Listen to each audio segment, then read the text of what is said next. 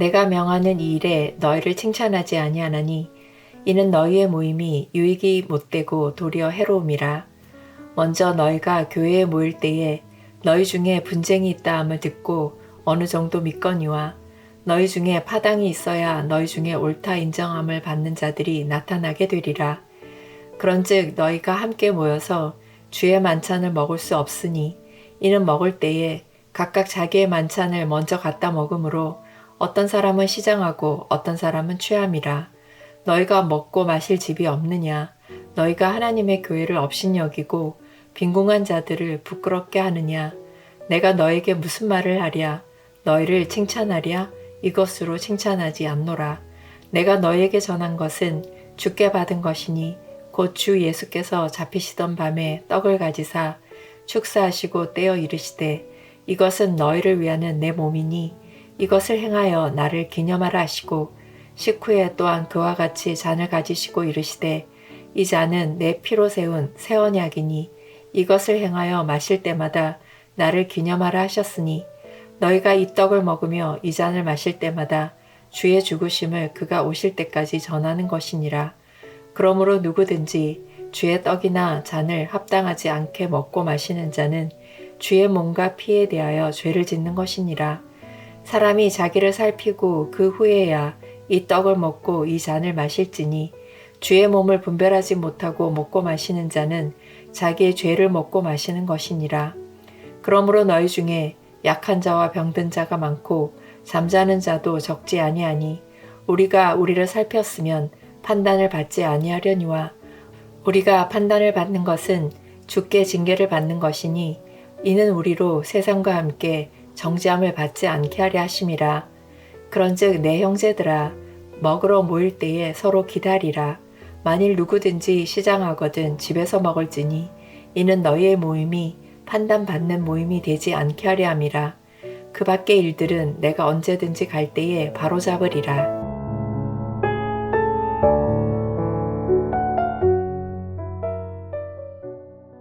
고린도 교회에 식탁이 차려졌습니다. 같이 모였습니다. 그런데 같이 먹지를 못했습니다. 부자는 배불러 취했고 가난한 자는 굶주려 시장했습니다. 한 상에 둘러앉았는데 마음은 천리만큼 갈라져 있었습니다. 오늘 바울은 이 갈라진 식탁 앞에서 너희가 먹는 그것은 주의 만찬이 아니라고 외칩니다. 주의 만찬, 성찬이 되기 위해 필요한 세 가지를 나누겠습니다. 첫째, 함께 먹어야 합니다. 바울은 칭찬이 아니라 책망으로 시작합니다. 17절, 내가 명하는 이 일에 너희를 칭찬하지 아니하나니 이는 너희의 모임이 유익이 되지 못하고 도리어 해로움이라. 교회의 모임이 유익이 되지 못하고 도리어 해가 되었습니다. 충격적인 진단입니다. 모여서 더 나빠졌고 안 모이니 못한 모임이었습니다. 무엇이 문제였습니까? 18, 19절을 보십시오. 먼저 너희가 교회에 모일 때 너희 중에 분쟁이 있다는 함을 듣고 어느 정도 믿거니와 너희 중에 파당이 있어야 너희 중에 옳다 인정함을 받는 자들이 나타나게 되리라. 여기서 분쟁은 교리 싸움이 아닙니다. 가진 자와 못 가진 자 사이의 갈라짐입니다. 부유한 성도들이 파당을 지었습니다. 스스로를 옳다 인정받는 자로 내세웠습니다. 그 갈라짐이 어떻게 드러났습니까? 21절입니다. 그런즉 너희가 함께 모여서 주의 만찬을 먹을 수 없으니 이는 먹을 때 각각 자기의 만찬을 먼저 갖다 먹으므로 어떤 사람은 시장하고 어떤 사람은 취함이라. 오늘날 교회에서 시행되는 성찬식과 초대교회와는 좀 다릅니다. 오늘날은 규모가 커지면서 간소화된 측면이 강합니다. 초대교회 성찬식은 공동으로 모여서 식사하는 것과 함께 열렸습니다. 모임 장소는 부잣집이었습니다. 주인은 친한 부자들을 좋은 방에 먼저 들였습니다. 좋은 음식을 배불리 먹였습니다. 술에 취하도록 마셨습니다. 그러나 가난한 노동자들과 종들은 일을 마치고 늦게 도착했습니다. 그들에게 남은 것은 빈 그릇이었습니다. 같은 지붕 안에 모였습니다. 그런데 누구는 취했고 누구는 굶었습니다. 바울은 이것은 주의 만찬이 아니다 라고 단언합니다. 22절에서 바울의 음성이 격해집니다. 너희가 먹고 마실 집이 없느냐? 너희가 하나님의 교회를 업신여기고 빈궁한 자들을 부끄럽게 하느냐? 내가 너희에게 무슨 말을 하랴? 너희를 칭찬하랴? 이것으로 칭찬하지 않노라. 배만 채우려거든 집에 가서 먹으라는 것입니다. 왜 하필 하나님의 교회로 모인 자리에서 가난한 형제를 부끄럽게 하느냐 하는 것입니다. 세상의 신분 질서를 교회 안으로 끌고 들어온 것입니다. 너무 유치한 이야기이지만 이 모습이 당시 고린도 교회에 사는 성찬식의 모습이었습니다. 오늘 우리와는 무관한 옛날 이야기처럼 들리십니까? 교회는 함께 먹는 곳입니다. 가난하고 어려운 사람도 부자와 함께 먹는 것입니다. 교회가 건강한지 못한지를 분별하는 좋은 시금석이 있습니다. 바로 교회가 공동체 안에 있는 작은 자, 없는 자, 연약한 자를 어떻게 대하는지를 보면 됩니다. 교회는 다양한 사람들이 함께 모여 먹고 함께 삶을 나누는 그리고 돌보는 공동체임을 기억해야 합니다. 둘째, 나를 위해 몸을 떼어주신 분이 계심을 기억해야 합니다. 그러므로 무엇이 참된 만찬입니까? 바울은 갈라진 식탁을 고치기 위해 한 분을 모셔옵니다. 만찬을 처음 베푸신 분, 주님 자신입니다. 23절, 내가 너희에게 전한 것은 주께 받은 것이니 곧 주 예수께서 잡히시던 밤에 떡을 가지사. 받았다와 전했다는 권 있는 전통을 물려줄 때 쓰는 말입니다. 이 만찬은 사람이 만든 관습이 아닙니다. 주님께로부터 왔습니다. 그런데 보십시오. 잡히시던 밤입니다. 배반당하시던 밤입니다. 인간의 악이 절정으로 달한 밤입니다. 가룟 유다가 은삼십에 주님을 팔던 그 밤, 바로 그 밤에 주님은 무엇을 하셨습니까? 미워하지 않으셨습니다. 도망치지 않으셨습니다. 도리어 자신을 내어주는 사랑의 만찬을 베푸셨습니다. 24절, 축사하시고 떼어 이르시되 이것은 너희를 위한 내 몸이니 이것을 행하여 나를 기념하라 하시고 떡을 떼셨습니다. 그 떡은 곧 지키실 주님의 몸이었습니다. 너희를 위하는 내 몸이니 이 한마디를 붙들어야 합니다. 너희를 위하여. 이사야 53장의 고난받는 종처럼 남을 위해 자신을 내어준 희생입니다. 여기에 놀라운 대조가 있습니다. 고린도 교인들은 자기 배를 위해 먼저 먹었습니다. 주님은 우리를 위해 자기 몸을 떼어주셨습니다. 그들은 먹어 치웠고 주님은 찢기셨습니다. 25절, 식후에 또한 그와 같이 잔을 가지시고 이르시되 이 잔은 내 피로 세운 새 언약이니 이것을 행하여 마실 때마다 나를 기념하라 하셨으니. 새 언약입니다. 예레미야가 예언한 그 언약입니다. 짐승의 피가 아닙니다. 주님 자신의 피입니다. 그 피로 우리의 죄가 사해졌습니다. 그 피로 우리가 하나님과 새로운 관계를 맺었습니다.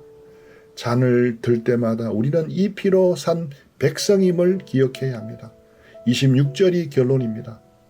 너희가 이 떡을 먹으며 이 잔을 마실 때마다 주의 죽으심을 그가 오실 때까지 전하는 이것이니라. 성만찬은 먹고 즐기는 자리가 아닙니다.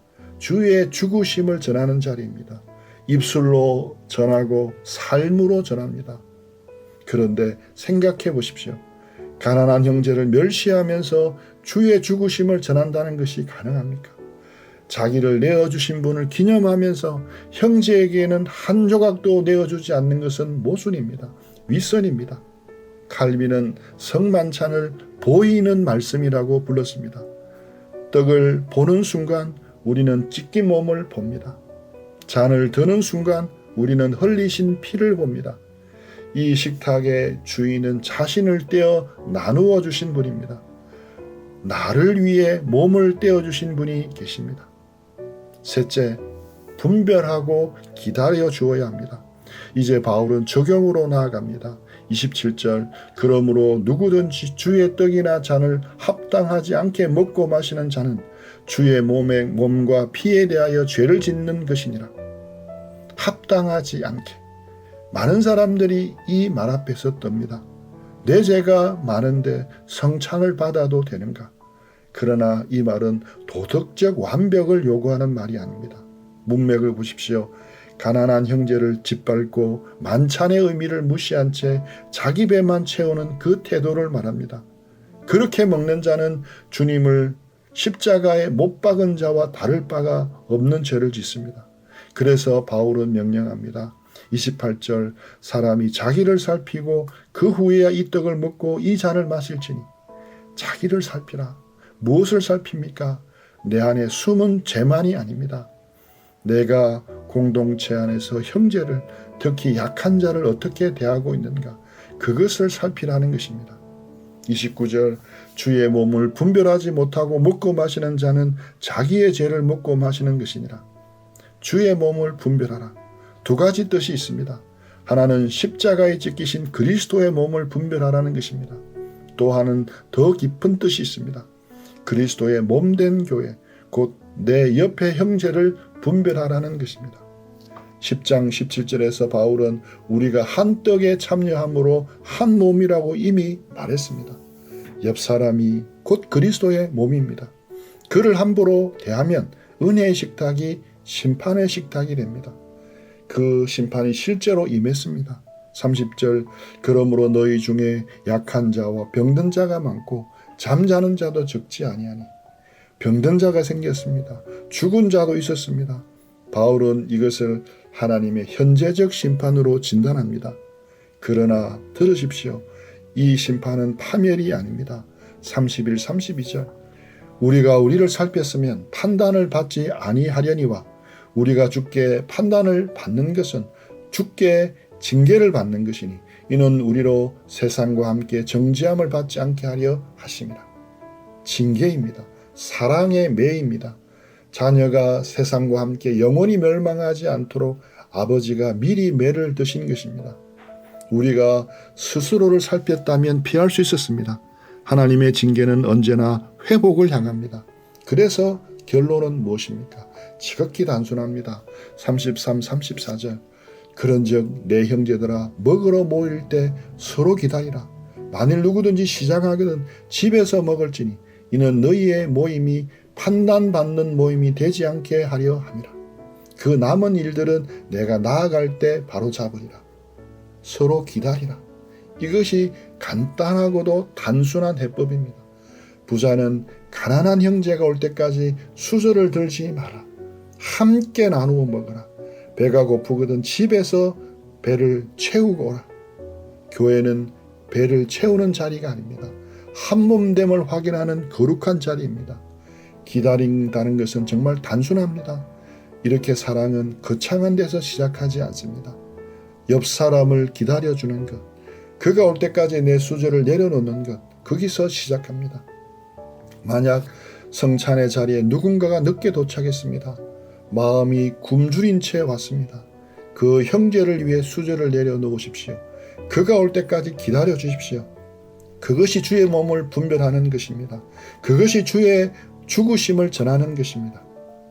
교회 공동체는 함께 같이 먹는 것입니다. 혼자 배부르는 식탁은 죽은 식탁입니다.